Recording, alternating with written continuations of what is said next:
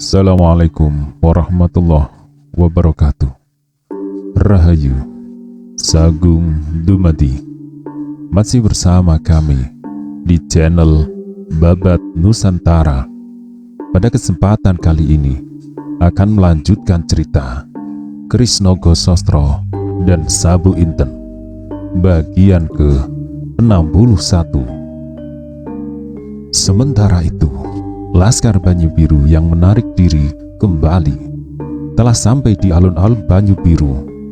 Wonomerto, Panjawi, Arya Saloko, dan beberapa pimpinan laskar yang lain segera menghadap Nyai Ageng Gajah Sora dan menceritakan apa yang telah terjadi. Nyai Ageng mendengarkan cerita itu dengan berdiam dan menundukkan kepala. Tetapi kemudian nampaklah butiran-butiran air mata setetes demi setetes jatuh di pangkuannya.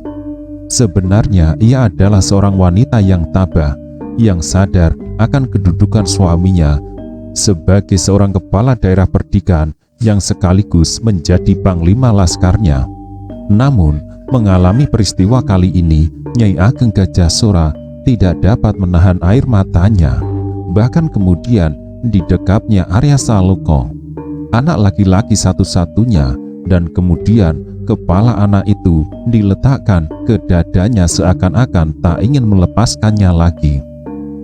Maka setelah cukup mereka memberikan laporan mereka, Wonomerto dan kawan-kawannya segera mohon diri untuk memberikan beberapa keterangan kepada Laskar Banyu Biru yang masih berkumpul di alun-alun dan yang kemudian akan dibubarkan.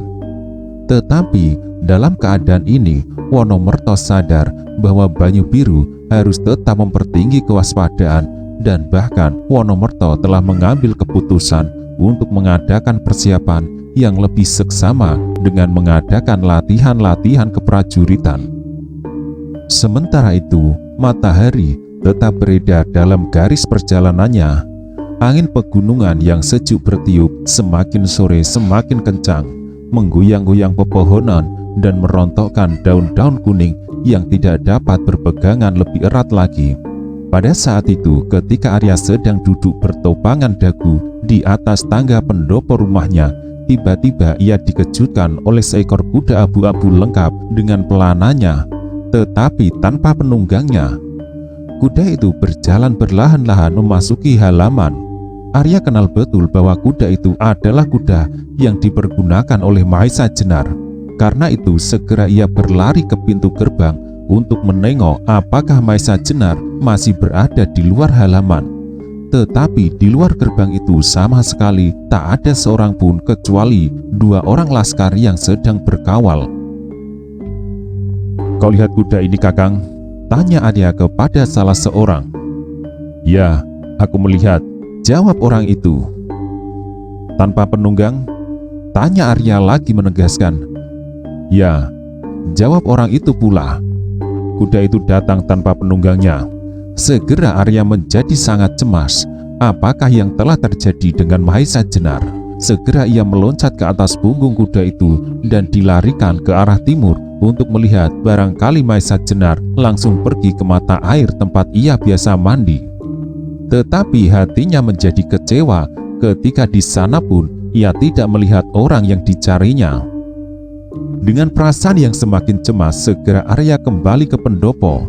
Setelah itu ia meloncat turun langsung berlari ke Peringgitan, di mana Wonomerto yang belum sampai hati meninggalkan rumah itu sedang tidur untuk melepaskan lelahnya. "Eyang Wonomerto," teriak Arya. "Lihatlah ke halaman." Wonomerto terkejut mendengar Arya berteriak. Segera ia meloncat ke halaman dan apa yang dilihatnya adalah seekor kuda abu-abu tanpa penunggang. Wonomerto pun kenal kuda itu, maka ia pun menjadi terkejut dan kemudian cemas.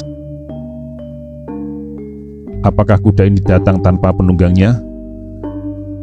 "Ya, Eyang," jawab Arya, "kuda ini datang tanpa penunggang." "Di manakah anak Mas Mahesa Jenar?" gerutu Wonomerto seolah-olah kepada dirinya sendiri.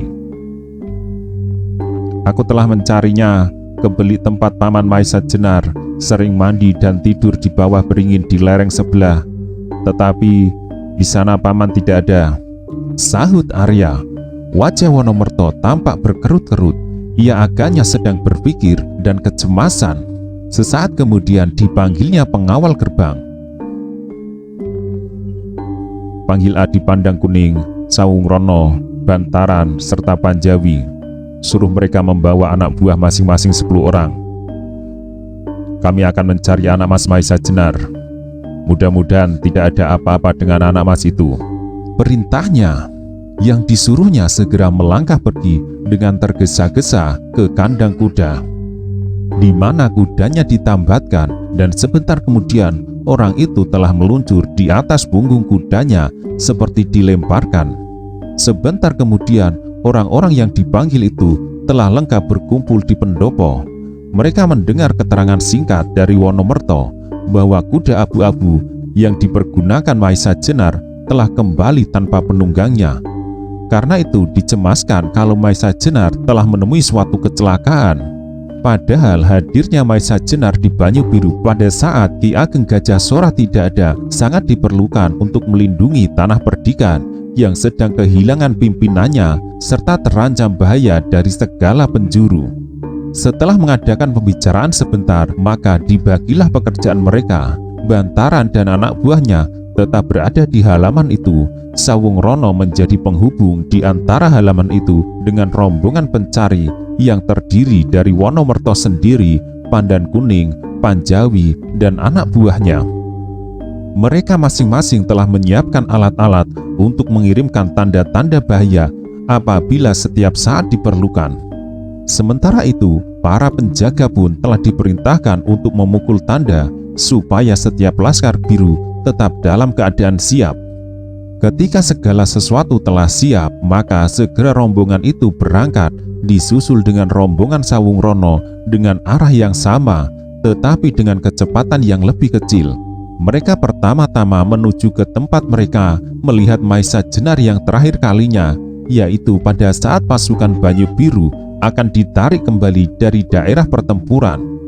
Sampai di tempat itu, segera beberapa orang berusaha untuk mendapatkan jejak kaki kuda. Dan ketika jejak kaki kuda itu ditemukan, maka mereka mencoba untuk mengikuti dengan harapan dapat memecah teka-teki hilangnya Maisa Jenar. Mudah-mudahan kuda itu hanya nakal saja sehingga penunggangnya ditinggalnya lari. Tetapi nyata bahwa di balik kata-katanya itu tersembunyi suatu pergolakan perasaan yang dahsyat. Dengan teguhnya mereka mencoba mengikuti terus jejak seekor kuda yang mereka sangka adalah kuda yang dipakai oleh Maisa Jenar. Sebab arah kuda ini berbeda dengan arah kuda-kuda lainnya dari Laskar Banyu Biru. Kalau jejak kuda yang lain berjalan ke arah barat, maka jejak seekor berjalan ke arah timur. Mereka menemukan jejak ini terhenti di sebuah tempat yang agak tinggi dan yang kemudian melingkar menuju ke sebuah bukit di sebelah lembah. Tetapi mereka akhirnya menemukan jejak itu terputus, dan tahulah mereka bahwa kuda itu telah ditambatkan di sebatang pohon. Dari tempat itu disebarkanlah beberapa orang untuk menyelidik beberapa tempat dengan suatu harapan bahwa mereka akan menjumpai Maisa Jenar sedang mencari kudanya. Tetapi yang mereka jumpai adalah mengejutkan sekali. Beberapa orang yang tersebar itu ada yang sampai pada bekas daerah pertempuran antara pasukan Demak dengan Laskar Lembu Sora. Di situ mereka menemukan beberapa bekas darah, senjata-senjata yang tertinggal dan sebagainya. Sedang orang lain yang juga mencari Maisa Jenar telah sampai di atas gundukan tanah dan mereka pun menjumpai bekas-bekas perkelahian. Seekor kuda ditemukan telah mati, yaitu kuda Lawo Ijo yang telah dibunuh oleh Maisa Jenar dengan tangannya. Wonomerto mendengar semua laporan itu dengan dahi yang berkerut-kerut. Otaknya berputar seperti baling-baling. Ia tidak dapat mengambil kesimpulan apapun dari apa yang telah disaksikan oleh anak buahnya. Tetapi yang pasti adalah keadaan telah menjadi semakin gawat dan sesuatu dapat terjadi atas Banyu Biru. maka terlintaslah dalam angan-angannya bahaya dari segala penjuru, siap untuk menerkam tanah perdikan yang seolah-olah sedang lumpuh itu. Setelah beberapa saat mereka tak mendapatkan suatu hasil apapun, mereka segera kembali dengan hati gelisah. Pada malam hari itu juga beberapa pemimpin Banyu Biru segera mengadakan pertemuan. Mereka membicarakan segala segi yang mungkin terjadi pada keadaan seperti itu. Akhirnya setelah mereka membahas beberapa masalah, sampailah mereka pada suatu keputusan bahwa satu-satunya kemungkinan apabila keadaan memaksa, mereka akan meminta bantuan kepada Ki Ageng Lembusora dari Pamingit, sebab dalam pertimbangan mereka, Ki Ageng Lembusora adalah adik Ki Ageng Gajah Sora. Tetapi mereka sama sekali tidak tahu bahwa Lembusora sendiri ternyata memegang peranan penting dalam kekisruhan-kekisruhan yang terjadi. Hilangnya Maesa Jenar, terutama bagi Arya Saloka, terasa menekan sekali dalam dadanya. Ia telah kehilangan ayahnya dan kemudian orang yang dipercaya oleh ayahnya untuk mengasuh serta menjadi gurunya dalam olah kanuragan. Di samping itu, Maesa Jenar adalah kawan bermain-main yang menyenangkan. Itulah sebabnya, maka kemudian ia menjadi pendiam dan selalu merenung. Ibunya yang tidak kalah sedihnya, namun yang selalu berusaha untuk menghiburnya, kadang-kadang menjadi sangat cemas melihat perkembangan Arya dari hari ke hari. Ia lebih senang menyendiri dan pergi ke tempat-tempat yang sepi. Kadang-kadang malahan ia sama sekali tidak mau tidur di dalam rumah. Tetapi untuk beberapa malam, Arya Saloka tidur di halaman belakang. Wonomerto, Panjawi, dan lainnya juga telah berusaha sedapat-dapatnya untuk menggugah kegembiraan Arya. Tetapi usaha mereka sama sekali tak berhasil, sehingga akhirnya mereka hanya dapat menyaksikan dengan hati cemas atas sifat-sifat Arya yang telah berubah itu. Dalam pada itu, apa yang telah terjadi dengan Maesa Jenar pada saat Maesa Jenar terperlanting ke dalam jurang, ia menjadi tidak sadarkan diri dan tidak tahu apakah yang telah terjadi. Tetapi pada saat ia membuka matanya, ia telah berada di dalam sebuah pondok kecil beratap daun ilalang. Pada saat itu kepalanya rasanya telah retak dan perasaan nyeri telah menjalar ke seluruh tubuhnya. Ketika Maesa Jenar mencoba untuk bergerak, sendi-sendi tulangnya terasa sakit bukan main. Akhirnya ia terpaksa mengurungkan niatnya untuk bergerak dan bangun. Yang tak dapat dilakukannya pada saat itu hanyalah menggerakkan kepalanya untuk melihat-lihat. Yang tak dapat dilakukannya pada saat itu hanyalah menggerakkan kepalanya untuk melihat-lihat seluruh isi rumah itu. Tetapi di dalam rumah itu tak dapat dilihatnya barang apapun kecuali bale-bale tempat ia berbaring. Pagar bambu dengan sebuah kendi dan jupluk minyak di atasnya, cangkul di sudut, dan barang pemotong kayu terselip di dinding. Beberapa saat kemudian, terdengarlah langkah perlahan-lahan memasuki ruangan itu, dan muncullah dari pintu samping seorang tua yang rambutnya telah memutih, berdahi lebar, dan berhidung besar. Wajahnya tampak kasar dan terbakar oleh panas matahari, tetapi mata orang itu memancarkan sinar kejujuran dan kebaikan hatinya. Ketika orang itu melihat Maesa Jenar telah membuka matanya, tampaklah ia tersenyum lebar. "Nah, Angger, rupanya Angger telah sadar," katanya. Segera Maesa Jenar tahu bahwa orang itulah yang telah menemukan dan menolongnya pada saat ia pingsan. Meskipun dengan masih agak sukar, Maesa Jenar menjawab, "Ya Bapak." Orang itu mengangguk lalu duduk di balik. Sambungnya, "Jangan Angger bergerak dulu, biarlah kekuatan Angger pulih." Maesa Jenar tidak menjawab, tetapi ia mencoba menganggukkan kepalanya. Dan sekali lagi orang tua itu tersenyum lebar. Maesa Jenar mencoba mengamati orang itu lebih seksama. Kecuali berdahi lebar dan berhidung besar, memang orang itu sama sekali tidak tampan. Tetapi tubuhnya adalah tubuh idaman bagi setiap laki-laki. Mungkin karena ia harus bekerja keras untuk mencukupi kebutuhan setiap hari, maka badannya masih tampak segar dan kuat. Ototnya kokoh menjalar hampir seluruh bagian tubuhnya. Orang tua itu meskipun tidak begitu tinggi, tetapi tidak pula pendek. Rupanya orang itu sadar ia sedang diamati. Kembali senyumannya lebar menghiasi bibirnya. Adakah sesuatu yang aneh pada diriku? Maisa Jenar terkejut mendengar pertanyaan orang itu. Karena itu ia segera dengan perlahan-lahan menggelengkan kepala. Angger, sambung orang itu, usahakanlah supaya Angger dapat tidur. Jangan berpikir hal yang dapat mengganggu ketentraman perasaan Angger. Di sini Angger dapat beristirahat seenaknya. Sebab tidak ada orang lain yang tinggal di sini kecuali aku seorang diri.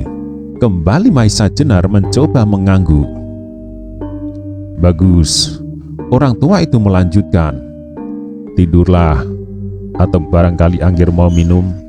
Belum lagi Maisa Jenar menjawab, orang itu telah melangkah keluar rumah, menyambar kendi di atas pagar, dan sebentar lagi ia telah masuk kembali.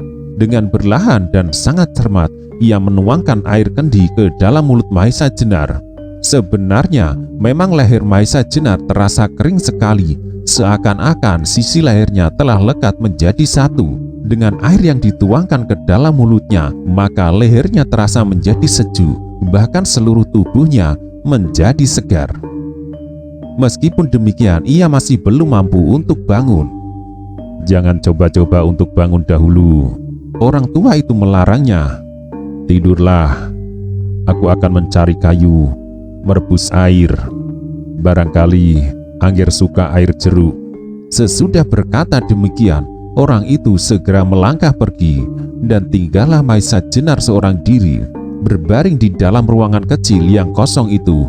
Otaknya yang telah dapat bekerja dengan wajar, sedikit demi sedikit dapat mengenal kembali apa yang telah terjadi pada dirinya.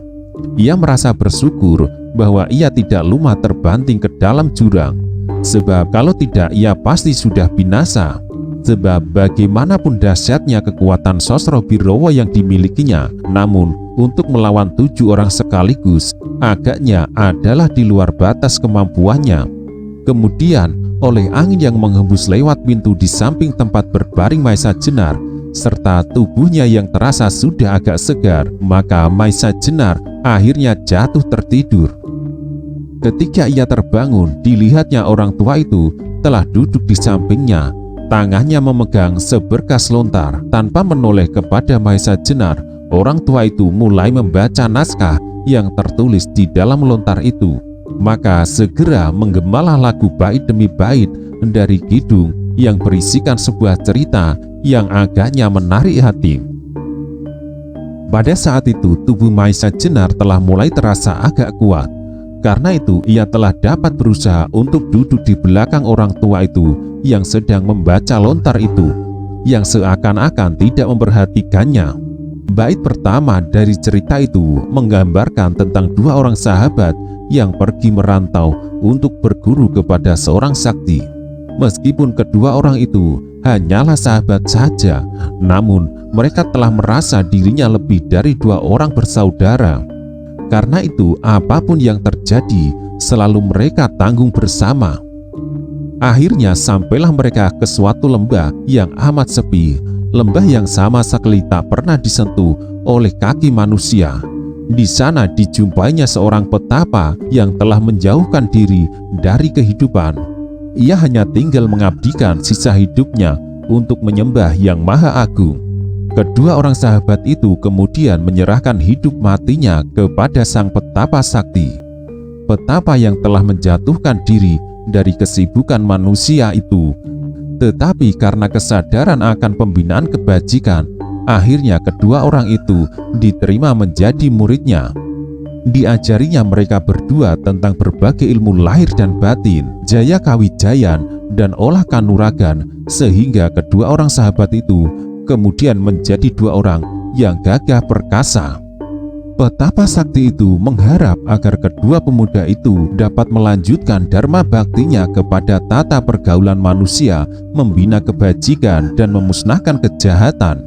Adapun petapa sakti itu tak seorang pun yang pernah mengenal wajahnya serta nama yang sebenarnya, sebab ia selalu memakai topeng yang sangat kasar buatannya, berjubah abu-abu dan menyebut dirinya Pasingsingan.